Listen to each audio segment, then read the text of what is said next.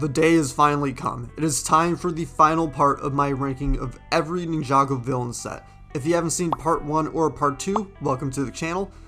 And if you want to see more than just the top 20 sets, I recommend watching those other 2 parts, but if you're only interested in the best of the best sets, then you are watching the right video.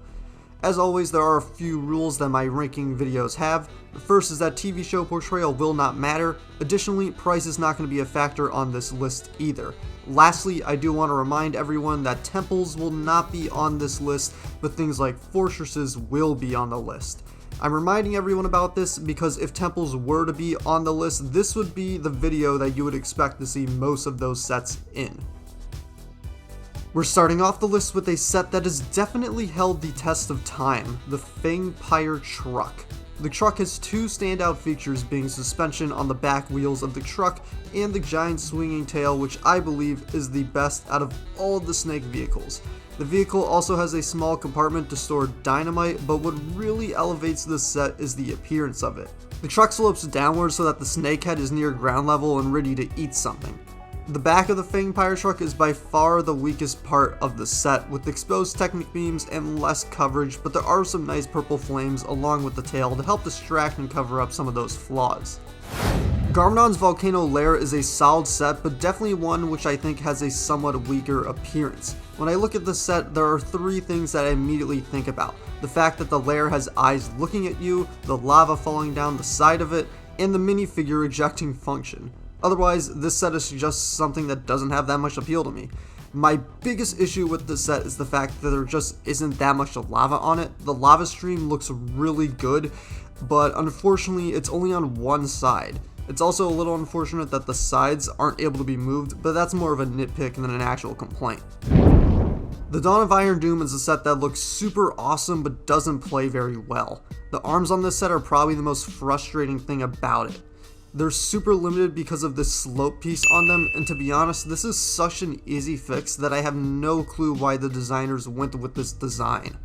I also have to mention the bottom of it does look a little bit weird, although I will say it does look a lot better in person than in some of the images. The strengths of the Iron Doom include the giant clock on it, which can spin around, along with the fact that this can hold all 4 of the time blades.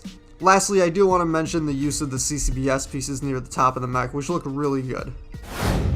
There is no Ninjago set that is similar to the Fangpyre Wrecking Ball, which makes it one of the most unique Ninjago sets to this day, even though it did come out 11 years ago. This is definitely not a perfect set by any means. There's definitely quite a few exposed Technic beams throughout the build, although I will give that a pass because you can swing this a full 360 degrees and knock down anything you want. The tail is pretty standard, and similar to the Fangpyre Truck, this does have a compartment for dynamite. My final remark on this set is one feature that I believe all Ninjago sets would have, but many don't, which is that where the purple flame is, there is a spot to hold the Fangpyre staff. The Garma Mecha Man is the best of the Ninjago movie villain sets in my opinion, but I don't think it's anything spectacular. There's a lot going on with this mech that is a bit weird. It's got random gold parts sticking out, and it also has a shark hand fish shooter thing. The mech does offer a wide range of posability though, even though it may feel a little bit clunky at times, but the thing that will forever bother me about this set is that the top of it is always being angled slightly downward. The Islander's Catamaran is a very solid set. There's technically 3 boats in this build, the main Catamaran which has spring-loaded shooters, and then 2 different side boats which can be detached from the main build. One of them has stud shooters while the other has white spike pieces which can be used as a prison cell. Unfortunately, that means when the Catamaran is together there's going to be a little bit of asymmetry, which personally I would have preferred both of them to be the same, but I don't really have any problems with the asymmetry. The Keeper's Village is a fantastic display piece with a ton of features. The island can be split up into 2 different sections, plus the head can be moved to allow easier access to a holding cell. The small island has a stud shooter, which can be hidden by tropical leaf pieces, and a branch. It also has a 3-headed stone monster which can be detached from its spot on top, and it can be detached from each other. Lastly, there's also just a ton of small details and other small part uses throughout this set, which makes it a very solid display piece even if you don't really care for its functions. MISFORTUNE'S Keep is a little bit of a controversial set because of the absolute wild design, but personally I like it. The bottom half of this set is just a giant runway for the mini plane which is included, and it actually looks kind of like a giant mouth, which is an interesting idea. It also does do a good job at keeping the pirate aesthetic, even though the base of this set really doesn't give off any pirate vibes whatsoever. I also think the function on this set to rotate the propellers is very cool and well designed, and there are also functions like these pop out cannons and a removable boat on the back. I can definitely see why some people would not like this set, especially right now when LEGO just released a set that takes a similar concept but does it way better, but I think it's a good set nonetheless. The Castle of the Forsaken Emperor is an interesting case because it's kind of like a 2-in-1. The Boreal Dragon is mostly great. It has absolutely massive wings which have a partial transparent aesthetic to them that just looks great. The only real issue I have with the dragon is that over time the neck is so long that the joints just kind of struggle to hold it up. The actual castle build though is kind of mid. There's definitely some cool aspects to it. The ice throne I think looks really good. The function to split open the castle is also really cool, and I really like how they made it so when you place the spinner in between those spikes, it actually spins around when the castle opens. That's just some great stuff. But other than that, there's nothing particularly interesting about this build. There's some weapons like a crossbow and a spear, but that's really about it.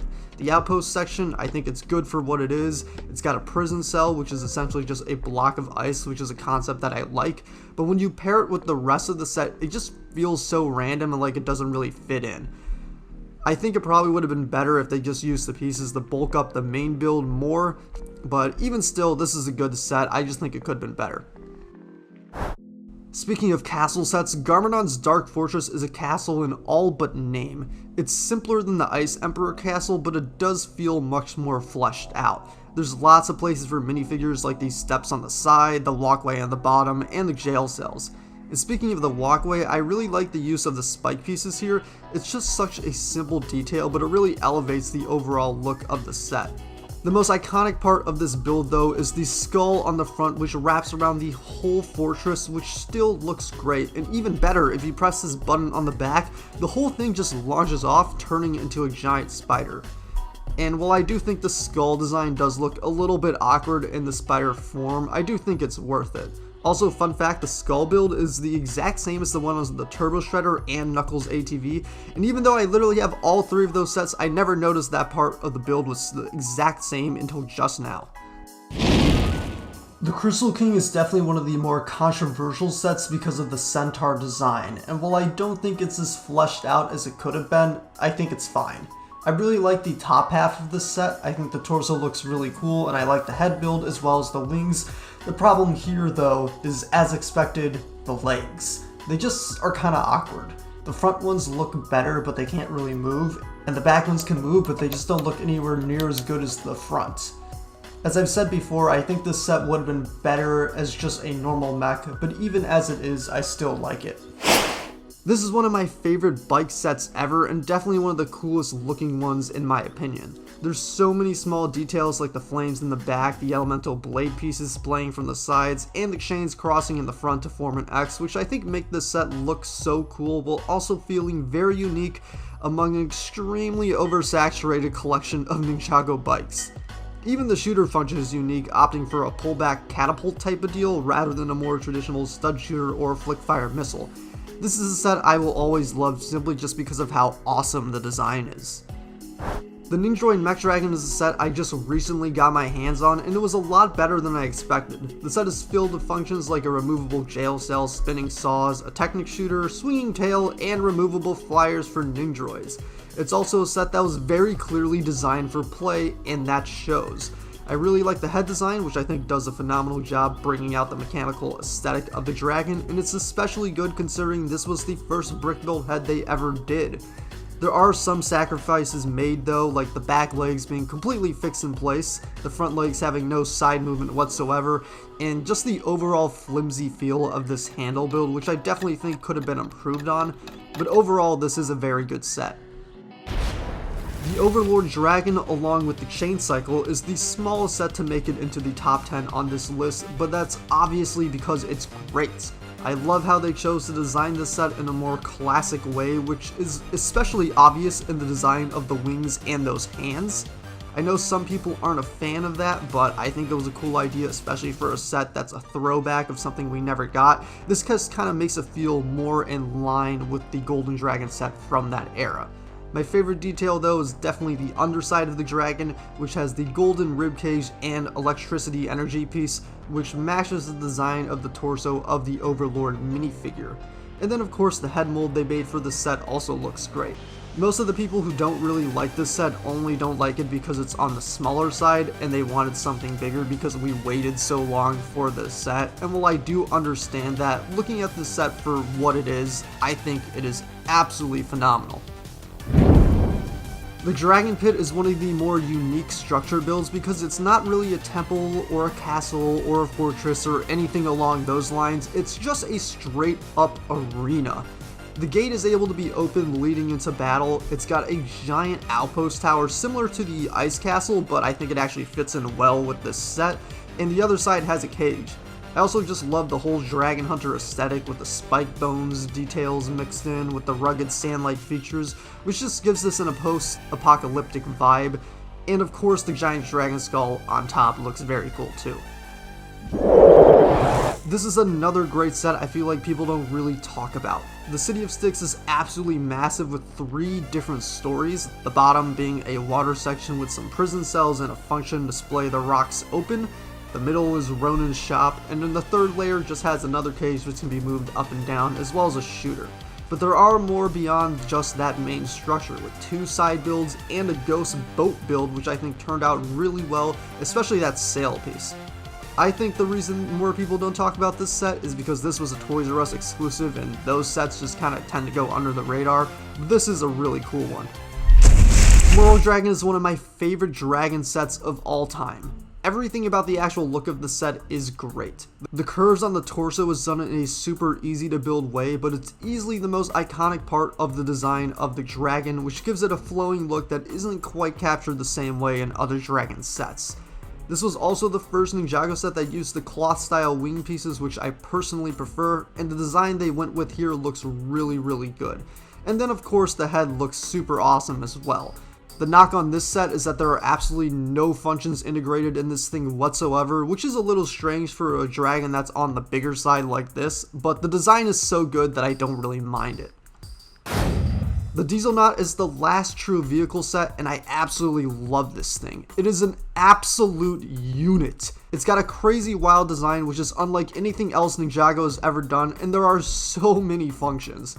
There's a claw to grab a minifigure, a removable cage on the back, a weapon rack which can be stored in the vehicle and then folded out, a giant rotating turret on the top, and then an absolutely massive amount of space for minifigures all over this thing. This set is truly just a moving fortress.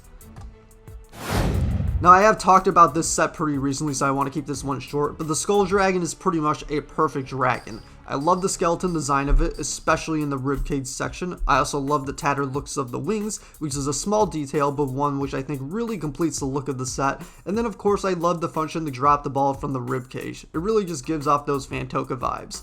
There's really just nothing to dislike about this dragon. Although the Skull Sorcerer Dragon is one of my favorite dragon sets, it's not my favorite Skull Sorcerer set. The Skull Sorcerer's Dungeons takes the top of this list because of the absolute greatness of the design, not only in its aesthetics, but its playability as well. The Master of the Mountain Wave really leaned into this board game gimmick for most of its structure builds, and this being the flagship set did the best out of all of them. There are multiple paths, all with different features. The middle path has the ability to move the tiles up and down, kind of like an earthquake, and then you can also push in the lava to go to the back room. The side path has a spider, this angular section, and the movable cage, and then the main path has these rotating blades, and all of those functions are actually controlled from this one structure on the side, which means they all work at once, which is a really cool look. I also think it's worth noting that the backside of the set actually does have a ton of space, and even its own rooms, although no one ever really thinks about it. Once you finally get at the top of this set though, you can grab the blade and the 2 pillars can be collapsed. This set is just an all-time play set.